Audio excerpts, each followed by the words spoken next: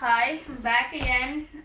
Today I'm going to cook tater tots. So what you want to do for your first step is preheat your oven to 450 degrees. And you want to bring a pot of water to a boil and boil 2 large russet potatoes for 15 minutes.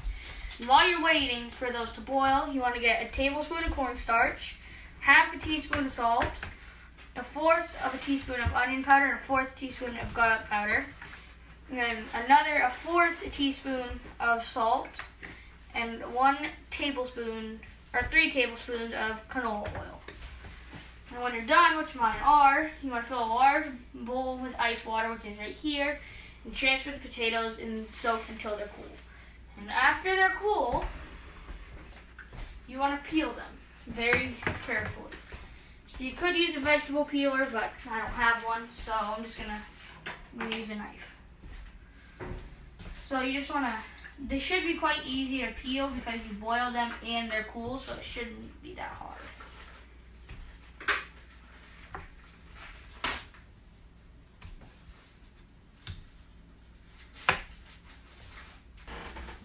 So once you have your potatoes peeled, you want to get a box grater. You want to grate them on the large holes. So you just be very careful though. You just want to grate them on the large holes. So after you're done grating them, you just want to take them and you put them into a bowl, a large bowl. And then you're done with your grater. You just get the potato off the hand. And then you want to start adding ingredients to it. I'm also going to move this because you're done with that. So in your potatoes, you want to add your cornstarch, your half a teaspoon of salt, onion powder,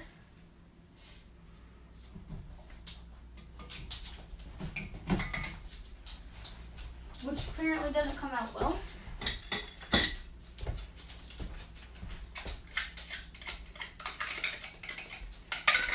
So you want to put your onion powder and then your garlic powder. You want to try and make sure you get as much as you can, which is why I usually have stuff pre-measured. So then you just want to mix that well. So you can use a spatula or really anything.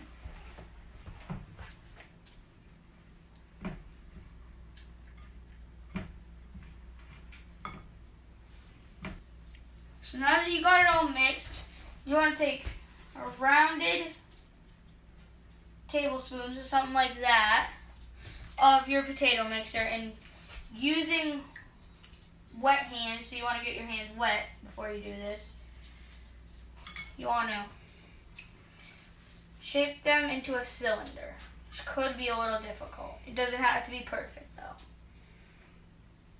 So maybe just hold on. Maybe something like that. It's about the best I can do, but it could be better. And then after that, you want to set them on a baking sheet with parchment paper on it. You just want to repeat that until either your baking sheet is full or you run out of potato mixture. So now you got the baking sheet of them unbaked. So what you want to do is you can either drizzle the canola oil over them, or you can use a pastry brush and just kind of take it and just spread it across all of them. You know, just spread them across and oil them up a little. You can do it either way, it doesn't really matter. Probably drizzling it would be faster, but this also works better because it gets the whole thing covered.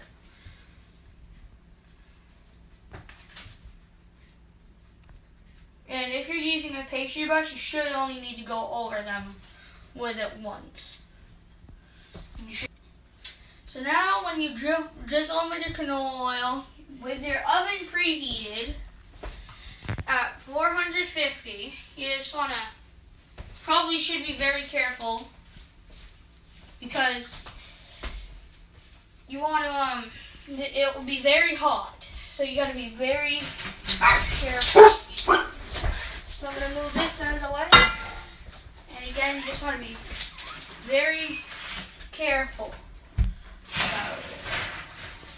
And then you put them in and you bake them for 15 minutes. So you want to set a timer for 15 minutes and then you wait for the 15 minutes to finish. So now when your tater tots are done cooking in the oven, don't want to turn it off yet. You want to keep it preheated to 450. I'm going to take them out and with a spatula or tongs, what I've noticed is tongs work best.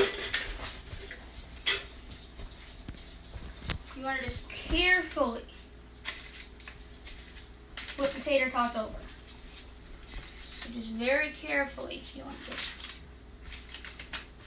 take them and just flip. And try not to be too hard on them because they're still not done cooking, so they could lose shape. So now when you flip them all, you want to just put them back in the oven. So just be very careful again because that's 400